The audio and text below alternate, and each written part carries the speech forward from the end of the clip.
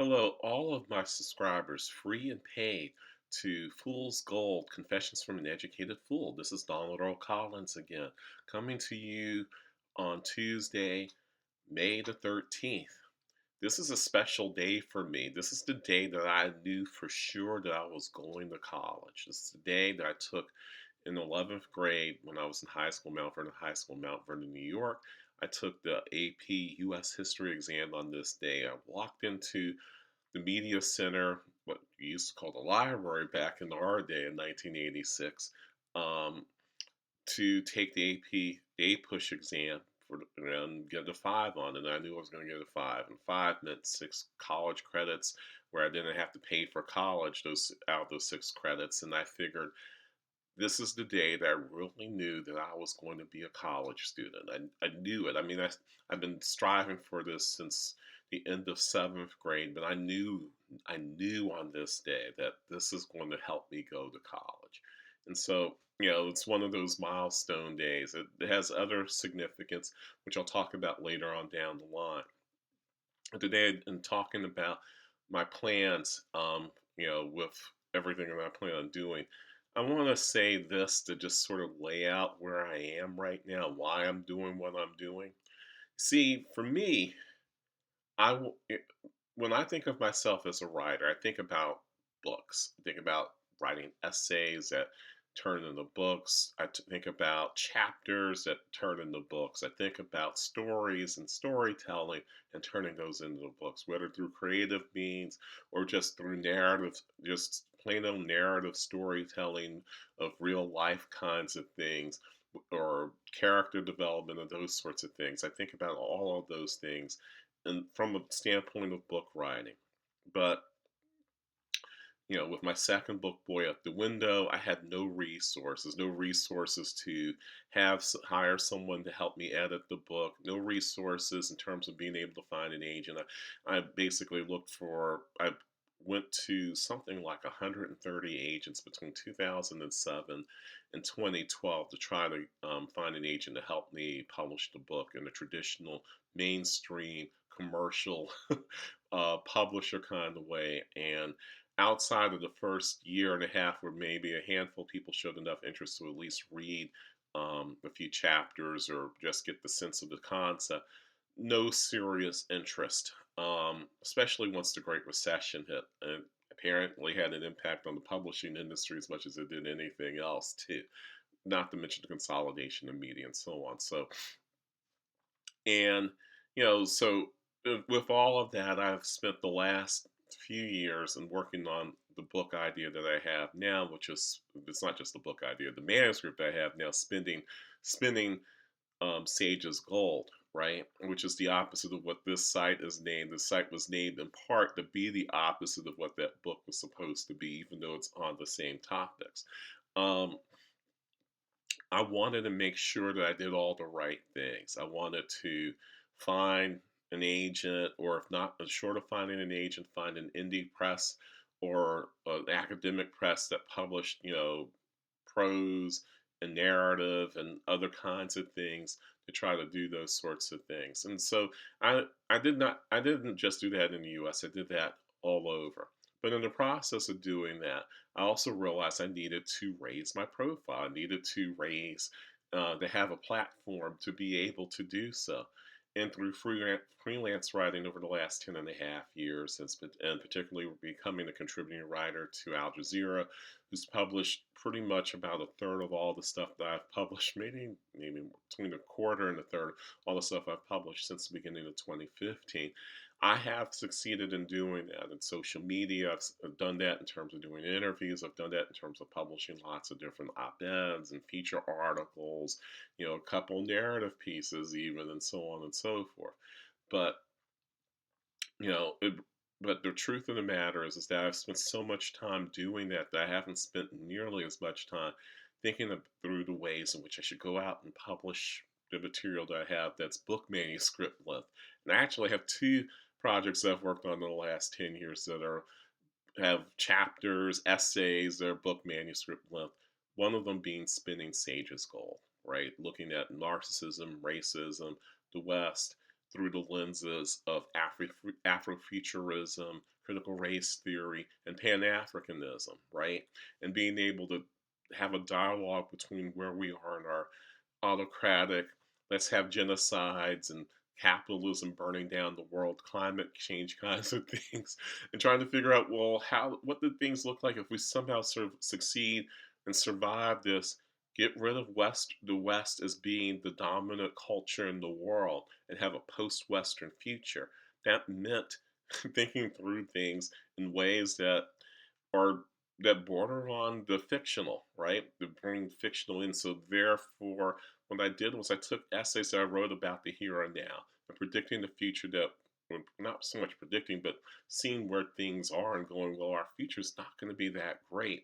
And then trying to figure out a way to have a dialogue with someone who is yet to be born about what's happening now so that it gives them insight as to why things are the way they are in their present and deal with the problems and issues that they have in their post-Western future because they're recovering from a Western present that's going to basically dictate how folks respond in creating a post-Western future. So that's sort of the nutshell thing here I'm working with, right? And so hence that's the thing that I'm going to be working on for the next few weeks to try to put out, self-publish, probably via ebook and Kindle on Amazon, possibly through Barnes and Noble too.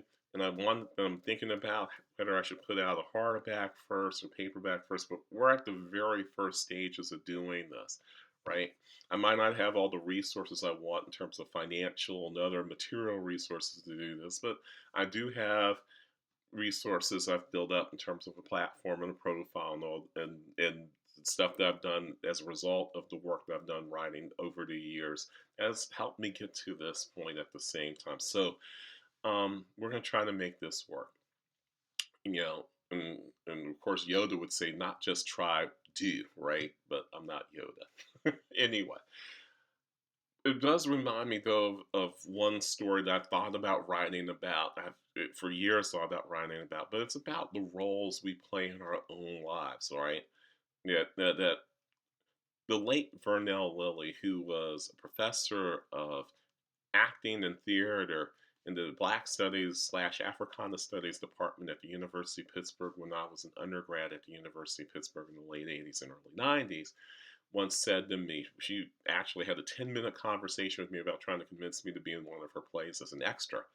Because she needed an extra for her play that was tall enough to be that extra, and I don't even remember what play it was.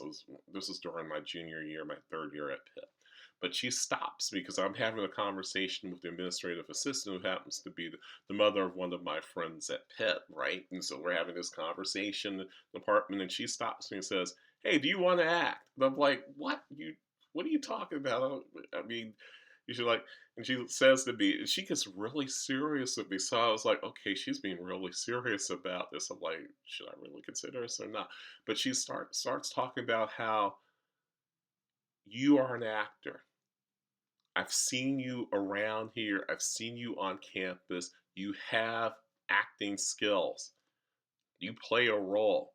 Right now, the role you're playing is nerdy student.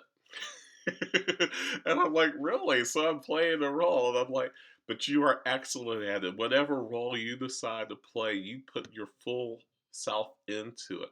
And so seeing that, she was asking me, hey, do you want to be in this play and be in this extra role? It might be the start of something. So, and I'm like, not really.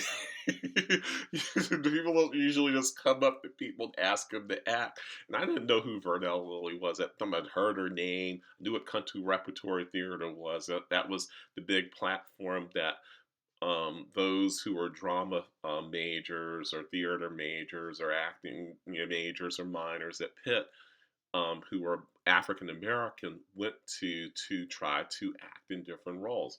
Or white. I mean, there's some, depending on the play, that you could find the white person in there, so on and so forth, but mostly for African American students, because it was, housed within the Black Studies slash Africana Studies department at Pitt until they stopped doing it. But in any case, Vernell Lilly struck a chord, and not in a negative way, right? It made me really think about the fact that I had been playing a role. I played a role when I was at home. Growing up, I played a role when I was in humanities in middle school and in high school in Mount Vernon Public Schools growing up. I played those roles until I got tired of playing those roles and decided to put on another role, right? At this point, I was playing a role of nerdy student. And to some extent, because that semester was a semester I wanted to get a 4.0. I just wanted to do it to see if I could actually do it, and I did. Um, so she wasn't wrong. And sometimes I get so caught up in the roles that I play in my life, whether as a father or a husband, or trying to provide for my family, or trying to work jobs that I have to the best of my ability. I somehow sometimes forget that the key to what I really want to do is you're a writer first. And not just a writer of op-eds, no matter how well written those are for Al Jazeera or occasionally for an American news organization or magazine or newspaper. They're just op-eds, right? Maybe in another time, those would have helped me build a panache and platform necessary to be a full-time staff writer at the Atlantic or somewhere else. Maybe, maybe not. It could still happen. I'm still in my mid 50s, and I still have time. Writers can write until until they're in their 90s or even over 100, as Studs Terkel has proven, among other people. But that there's no guarantee that's going to happen. So, given the state of the economy, given the state of the publishing world, given the monopolization of everything, it just seems to me that the role I need to play is author of another book. And this role means that I've got to do everything I can to promote that work through my Substack, through my social networks, through social media, through whatever. It doesn't mean that I'm expecting the book to do gangbusters. It doesn't, to some extent, it kind of doesn't really matter in that sense. But it does matter to have it out there to start a conversation. And the conversation is, well, what do we want the world to look like once all of this stuff that we call the West is over, right? Do we want the base? According to the West, we can't survive without them, which is complete and utter bullshit. We can't. Um, but what does this whole thing look like? What does this world look like in the midst of this dramatic thing that's happening known as climate change that's destroying and obliterating species, destroying our ecosystem, putting us in a situation where dry areas go through massive droughts, like the American West, right? You got a third, a half of the country that's going to run out of potable water by what, the mid 2030s, maybe the early 2040s at the latest, right? You got hurricanes and all these other things happening. And then you got a country that's basically dead set on ignoring all of this shit and going, everything's fine. Make America great again. Let's get rid of all the immigrants.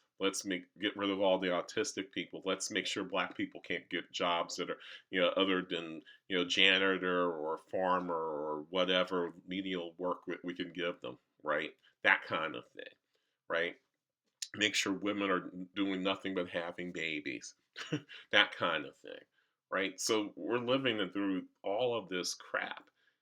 And I've been sitting on a book that's been in full manuscript draft form where I've gotten it to the point through all the revisions I've done and all the people I've worked with and all the people I've asked to look at it to where it was fine. I mean, it was at the point where there were at least three independent publishers and a couple of agents who were considering the thing um, before Biden came to office. And then when Biden came to office, people were like, "Oh, things aren't that bad, right?" So no, they weren't interested anymore once Biden came to office because everything's great. Well, as it turned out, they were wrong. But then again, what else is new? So for me, this is the time to be in a role that is more than just, oh, I write good articles, especially now that I'm no longer at a university teaching anywhere at the moment. I mean, who knows? In a couple of weeks, I might have something else. But right now, the main focus I want to have is getting through the process of putting this manuscript out for dissemination, for y'all to read, to share quotes, share anecdotes, to share stories out of it so that we can begin a bigger conversation than, oh, you wrote this wonderful article, Al Jazeera, that we read. That's great. Yeah, let's move on. I want to really start a conversation about what our future looks like. A future looks like where we don't have to worry about a Donald Trump, where we don't have to worry about Elon Musk's and Muskuses and Bill Gateses and even Mike Bloomberg's and all those other billionaire types, right? Who don't care about the rest of us. So that's what this is all about. And this is just a start, the very, very start of all this. And I figure May 13th is as good a day as any in my lifetime for me to pick to do this. So hopefully you'll be with me on this journey, and we'll see.